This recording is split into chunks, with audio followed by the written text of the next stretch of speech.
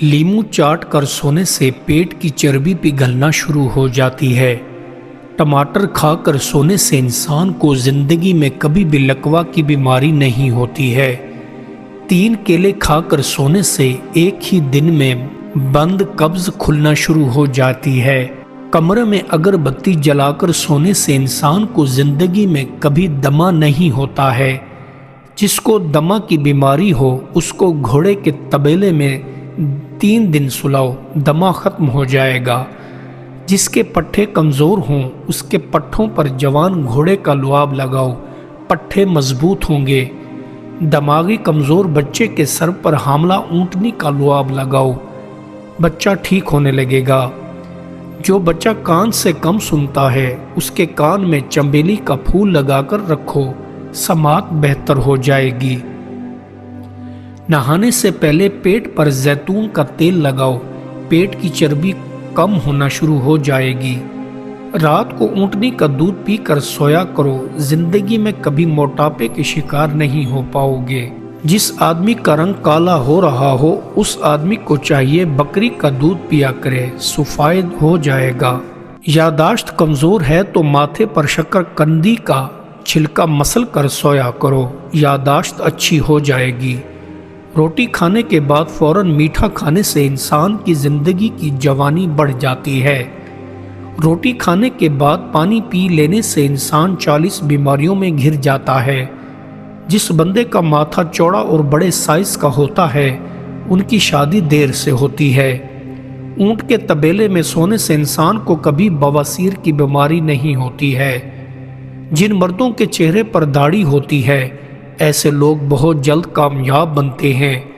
جو لوگ کم سنتے ہیں ایسے لوگوں کا ذہن بلا کا تیز اور یادداشت زبردست ہوا کرتی ہے۔ جن عورتوں کے پاؤں کا سائز لمبا ہوتا ہے ایسی عورتوں کی شادیاں کامیاب ہوتی ہیں۔ جن عورتوں کے پاؤں کا سائز چھوٹا ہوتا ہے ایسی عورتیں شادی کے بعد کم خوش رہتی ہیں۔ جن عورتوں کی آنکھیں نیلی ہوتی ہیں ایسی عورتوں کی شادی بہت جلد ہوتی ہے۔ جو عورتیں آہستہ آہستہ بولتی ہیں ایسی عورتوں کی شادیاں ہمیشہ پسند کی ہوتی ہیں۔ جن عورتوں کا چہرہ ہر وقت اداس اداس رہتا ہے ایسی عورتیں وفادار بلا کی ہوتی ہیں۔ بے وفا عورتوں کی بڑی نشانی ہے، وہ اکثر و بیشتر مسکراتی اور ہنستی رہیں گی۔ دولت مند کر دینے والی عورتوں کی بڑی نشانی ہے کہ سر عام تھوک پھینکیں گی۔ اعلیٰ چال چلن میں عموماً قوت ارادی کوتاہی سے کم واقع ہوتی ہے، نہ کہ بے عملی سے۔ جن لوگوں کی زبانیں اللہ تعالیٰ کے ذکر سے تر رہتی ہیں ان میں سے ہر ایک ہنستا ہوا جنت میں داخل ہوگا۔ جو جوانی میں کام نہ آ سکے اور وقت کو ضائع کرے حق تعالیٰ اسے بڑھاپے میں ذلیل کرتا ہے۔ بعض لوگ ذکر کرتے ہیں اور کہتے ہیں کہ کوئی نفع نہیں ہوا، یہ کیا نفع نہیں ہے کہ تم اللہ تعالیٰ کا نام لیتے ہو۔ ہر بندے کا صدق اس کے علم کے مطابق ہوتا ہے، توجہ کی تاثیر سے فیض باطنی حاصل ہوا کرتا ہے۔ نصیحت ایک ایسی چیز ہے جس کی عقل مندوں کو ضرورت نہیں اور بے وقوف اسے قبول نہیں کرتے۔ اگر آپ کو ہر مادی چیز کی قیمت معلوم ہے مگر اپنی قدر معلوم نہیں تو اس سے بڑی بے وقوفی اور کیا ہوگی۔ خبردار، ایسی کسی بھی معاملے پر بحث شروع مت کرو جس میں تمہارے ساتھ کوئی تمہارا رہبر یا عالم موجود نہ ہو۔ اگر تم بھوکے رہتے ہو تو تمہاری کتے کی سی خصلت ہو جاتی ہے، تم تند مزاج، بد اخلاق اور بد خصلت بن جاتے ہو۔ آنکھ کا دیکھنا عشق کو بڑھانا ہے، عشق آنکھوں میں صدق کو بڑھاتا ہے، صدق ہر حس کی بیداری بن جاتا ہے، حواس کے لیے ذوق دوست بن جاتا ہے۔ حلق پر تالا لگا لے اور چابی کو چھپا لے، اس میں لقمہ اللہ تعالیٰ کا نور بن جائے، کہہ دے وہ جو بھی چاہے کھائے اس کے لیے حلال ہے۔ جس طالب علم کا مقصد دنیا کی محبت ہو اس کی مثال چوہے کی طرح جو روشنی سے بھاگتا پھرتا ہے، یہ بھی نور حق کی معرفت سے بھاگتا پھرتا ہے۔ لوگ عشق مجازی میں شہوت کی طرف دھیان کر کے اپنے عشق کے پر کو جو حقیقت تک پرواز کا سبب بن سکتا تھا برباد کر بیٹھتے ہیں۔ محبت کی طرف اشارہ کرنا بیان نہیں کیا جا سکتا، لیکن آپ اسے آنکھوں اور مسکراہٹوں سے بآسانی دیکھ سکتے ہیں۔ تیری آنکھیں بیدار ہیں اور دل نیند میں ہے، میری آنکھیں سوئی ہوئی ہیں، میرا دل غیب میں مشغول ہے۔ جب انسان کے پاس کمال نہیں ہوتا تو وہ دوسروں پر حسد کرتا پھرتا ہے اور وہ غم میں مبتلا ہو جاتا ہے۔ حسد کا دفاع صرف خدا کر سکتا ہے۔ دعا کر کہ وہ تجھے باطن کی مصروفیت عطا کر دے۔ گائے اگر قصابوں سے واقف ہوتی تو کب ان کے پیچھے اس دکان کی طرف جاتی، یا پھر کب قصابوں کے ہاتھ سے بوسہ کھاتی یا ان کے چمکارنے پر دودھ دیتی۔ بے جان روٹی جب جان کی ساتھی بنتی ہے، روٹی زندہ ہو جاتی ہے۔ تاریک ایندھن آگ کا ساتھی بنا، تاریکی ختم ہو گئی اور مجسم نور بن گیا۔ احوال باطن نااہل سے نہ بیان کیے جائیں، مال داروں سے حتی المقدر و میل جول نہ رکھا جائے۔ دنیا کی کوئی چیز آخرت کا عوض نہیں ہو سکتی، اور دنیا مومن کی جان کی قیمت نہیں بن سکتی۔ بیٹھنے کے لیے سب سے اچھی جگہ اللہ کا گھر یعنی مسجد ہے، اور بیٹھنے کے لیے سب سے بری جگہ بازار ہے۔ اللہ کا جو عارف ہوتا ہے وہ کبھی راستے نہیں بھولتا، اللہ تعالیٰ خود اس کے دماغ میں سب راستے ڈال دیتا ہے۔ یاد رکھیے، اللہ تعالیٰ کے نیک بندوں کو جو اذیت پہنچاتا ہے خدا اس کو تباہ و برباد کر دیتا ہے۔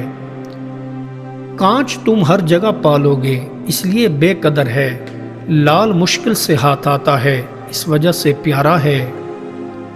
فرشتوں اور جنات کے پاس عبادت تو ہے، لیکن محبت اور عشق کی مستی انسان کا نصیب ہے۔ ہمیشہ یاد رکھو، علم کتابی زبانی سکھایا جاتا ہے اور ہنر عملی طور پر سکھایا جاتا ہے۔ یقین کر لو کہ ذات باری تک پہنچنے کے لیے بھی ہنر علم کے مقابلے میں زیادہ درکار ہے۔ اس ہنر کو سیکھنے کے لیے فقر کی ضرورت ہے، جو محض شیخ کی صحبت سے حاصل ہوتا ہے، نہ بات چیت سے، نہ عمل سے۔ اے صاحبزادے، حمام کی تصویروں کے سامنے اپنا چاندی جیسا جسم کبھی تو نے پیش کیا ہے؟ تو ان حور جیسی تصویروں سے گزر جاتا ہے، ایک چندھی بڑھیا کو جلوہ دکھاتا ہے۔ بڑھیا میں کیا جو ان میں نہیں تھا، جو تجھے ان تصویروں سے اپنی جانب اچک لے گئی۔ جب تو کوئی محرم دیکھے جان کا راز کہے، پھول دیکھے تو بلبلوں کی طرح نعرہ لگا دے۔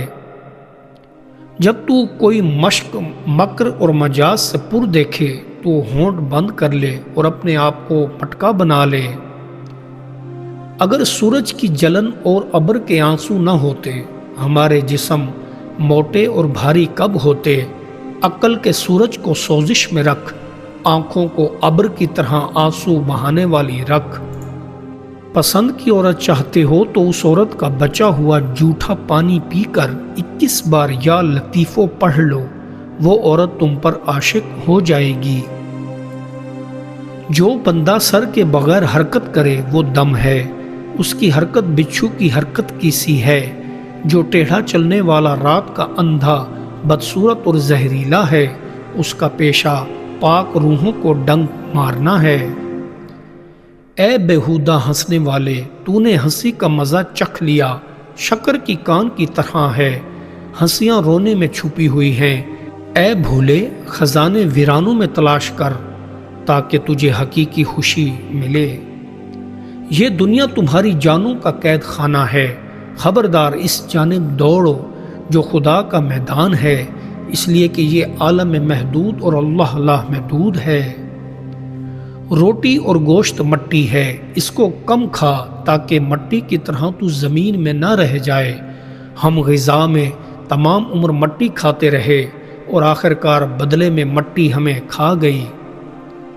دانا اور عقل مند کی زیارت کر عبادت کرنے کے مترادف ہے، جس سے نیک بختی کے سنہری دروازے کھل جایا کرتے ہیں۔ 3 چیزوں کا حصول ناممکن ہے، اس لیے ان کی جستجو مت کرو۔ اول، ایسا عالم جو مکمل طور پر اپنے علم پر پیرا ہو۔ دوم، ایسا عامل جس میں اخلاص بھی ہو۔ سوم، وہ بھائی جو عیوب سے پاک ہو۔ سالک کے لیے شیخ کی صحبت کشتی نوح علیہ السلام کا کام کرتی ہے۔ سالک خواہ کیمیا ہی ہو، راہ سلوک بغیر شیخ کے مشکل ہے، لیکن شیخ کی نرمی اور سختی دونوں روحانی مدارج کی ترقی کا سبب بنتی ہیں۔ شیخ کی محبت اور غصہ دونوں کے اثرات مرید کے لیے مفید ہیں، لہٰذا اثر کے لحاظ سے ایک دوسرے کی ضد نہیں ہیں۔ شیخ اپنے قہر سے مرید کو متواضع بناتا ہے، اس میں اخلاص سے حسنہ کا سبزہ اگاتا ہے۔ مرید کی اس روحانی شادابی کو شیخ دیکھتا ہے۔ یاد رکھو، شیخ کے ساتھ بے اعتقادی فیض کے راستے کی سب سے بڑی رکاوٹ ہے۔ انسان کو علم و فضل کے زیور سے اپنے آپ کو آراستہ کرنا چاہیے۔ یہ بلند مقام ہے کہ دنیا کا کوئی بھی مقام اس کا مقابلہ نہیں کر سکتا۔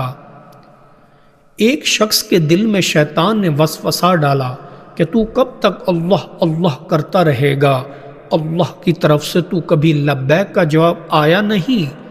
وہ مایوس ہو کر لیٹ گیا تو خواب میں حضرت خضر نے فرمایا، اے سادہ اللہ، مجھے خدا نے اس لیے بھیجا ہے کہ تجھے بتاؤں کہ تیرا اللہ اللہ کہنا ہی تو ہماری لبیک ہے، اور تیری عاجزی اور درد و سوز تمہاری طرف ہمارا قاصد ہوتا ہے۔ کسی شخص کو عبادت کی توفیق ہونا اللہ کی جانب سے قبولیت کی دلیل ہے۔